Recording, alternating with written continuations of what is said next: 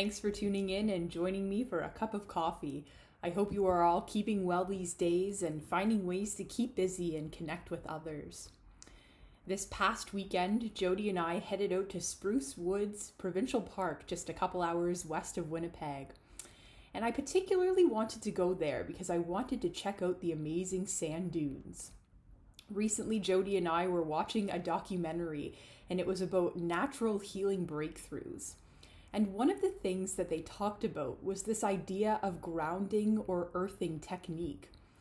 Now, don't ask me to try and explain the science behind this grounding or earthing technique. But from what I understand, it electrically reconnects you to the earth.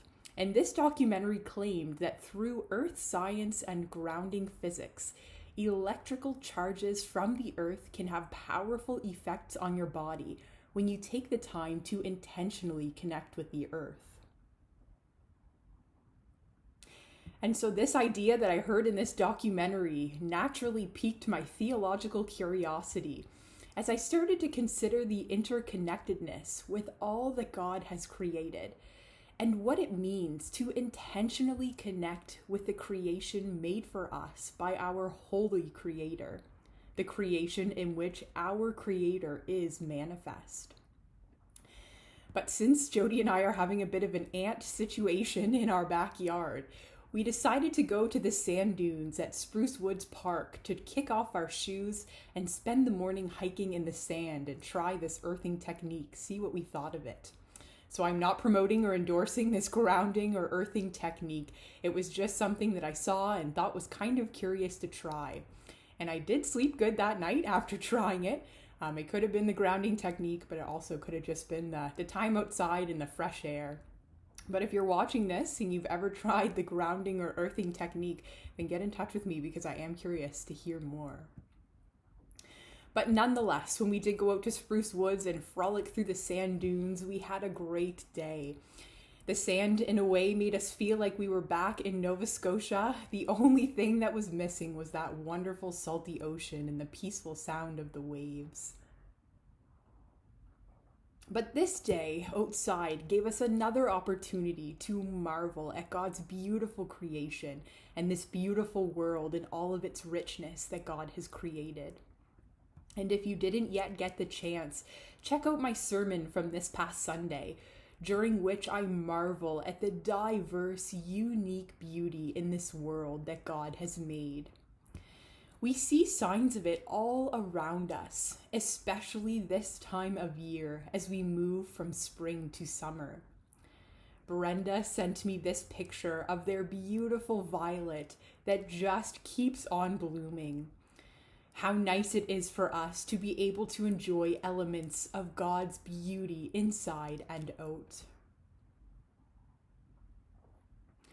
But I think one of the coolest aspects of the creation story to consider is the fact that the same God who made curious animals, sweet smelling plants, and the marvelous scenery that makes up the land, sea, and sky is the same God who created each and every one of us just the way we are.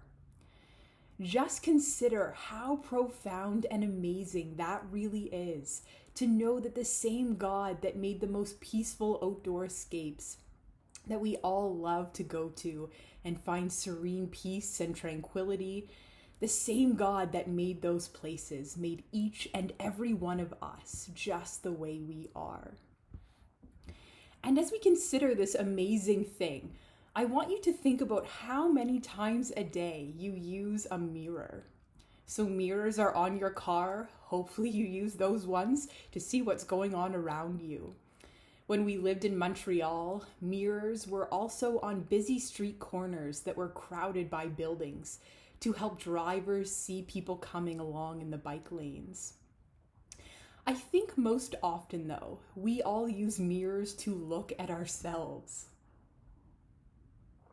Now, I'm sure some of us use mirrors to look at ourselves more than others. You might start out your day by looking in one when you brush your hair or wash your face. Maybe you looked in the mirror a lot more when non-essential businesses were closed to track how long your hair was getting. I know my husband Jody spent more time looking in the mirror when he was working from home. In his current role in the military, he isn't allowed to have a beard. But since he was working from home, he could get away with it. Needless to say, Jody looked in the mirror a lot to celebrate every millimeter of beard growth. We use mirrors to see what we look like, whether it is getting ready or just checking in with yourself throughout the day. What we look like when we look in the mirror tells us a little bit about who we are when we see what we look like. But a mirror only tells us the tiniest story as to who we are, because we are so much more than what we see when we look into a mirror. This past Sunday, we heard how God created us, human beings in His image. This is where we find our true identity. We are children of God, made by our Maker in the very reflection of His essence. God could have made us in any way to reflect things that we can't even begin to imagine. And yet, He chose to make us human beings in His very own image.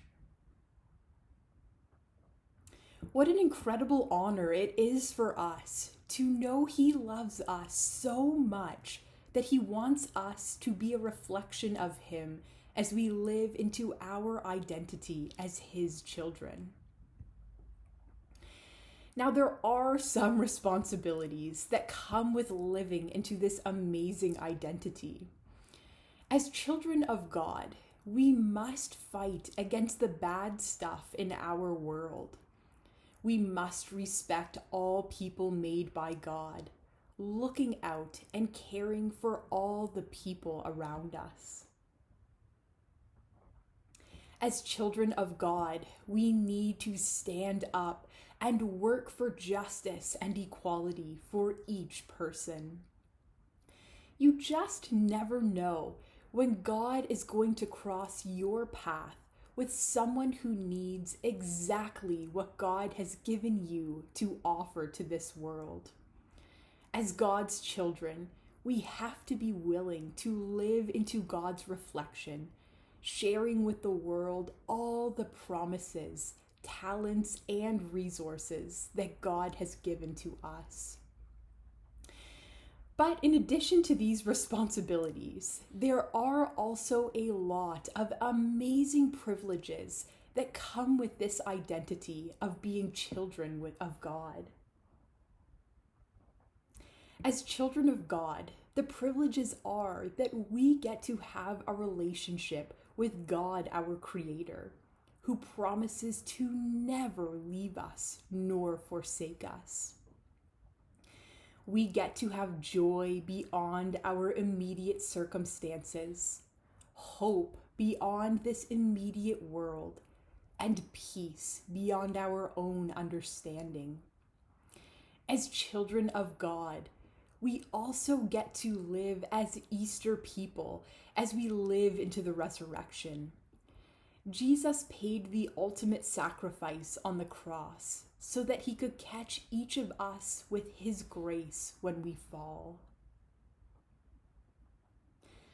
As children of God, we have each been given the ultimate gift of grace so that when we mess up, we can go to God and be made new to start living again like a true child of God.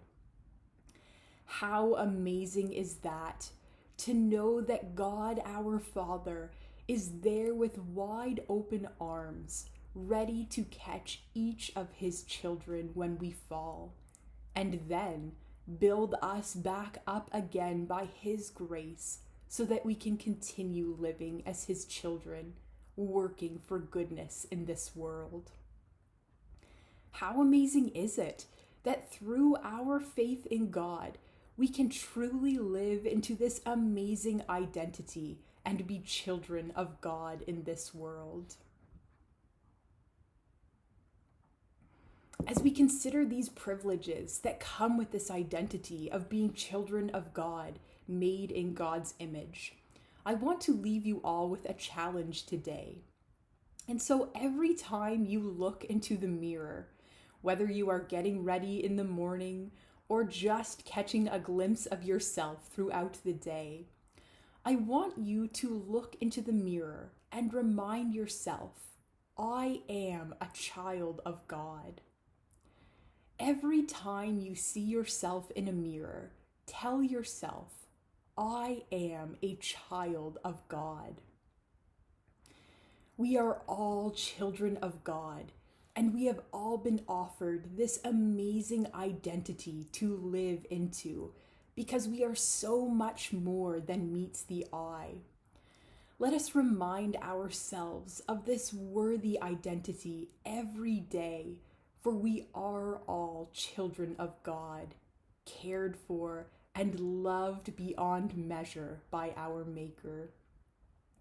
May you never forget that you were made in God's image, and you will always be a child of God.